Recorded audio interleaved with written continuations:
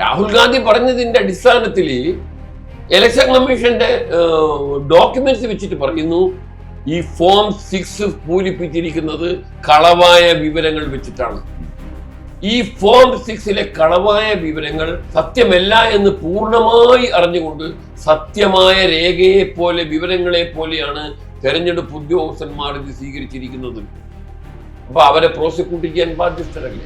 ഇത് ഇലക്ടറൽ റോളിൽ നടത്തിയിരിക്കുന്ന ഈ ഫ്രോഡ് എന്ന് പറയുന്നത് വോട്ട് ഉൾപ്പെടുത്തലും വോട്ട് നീക്കം ചെയ്യുവാനുള്ള സമയപരിധിയാണ് 1 മാസം.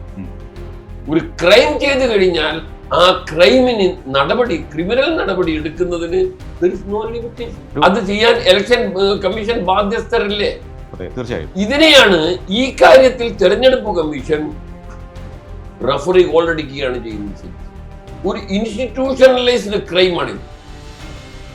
തെരഞ്ഞെടുപ്പ് പ്രക്രിയയെ അട്ടിമറിക്കാൻ ജനപ്രാതിനിധ്യ നിയമത്തെ പാടെ കാറ്റിൽ പറത്തിക്കൊണ്ട് നിയമം ലംഘിച്ചുകൊണ്ട് നിയമവിരുദ്ധമായി ലക്ഷക്കണക്കിന് ആളുകളെ ഉൾപ്പെടുത്തിക്കൊണ്ട് കേന്ദ്ര ഗവൺമെന്റിന്റെയും തെരഞ്ഞെടുപ്പ് കമ്മീഷന്റെയും ഒത്താശയോടുകൂടി നടത്തിയ ഒരു വലിയ ഓർഗനൈസ്ഡ് ക്രൈമാണ് ഈ ഇലക്ടറൽ റോൾ ഫ്രോഡ്.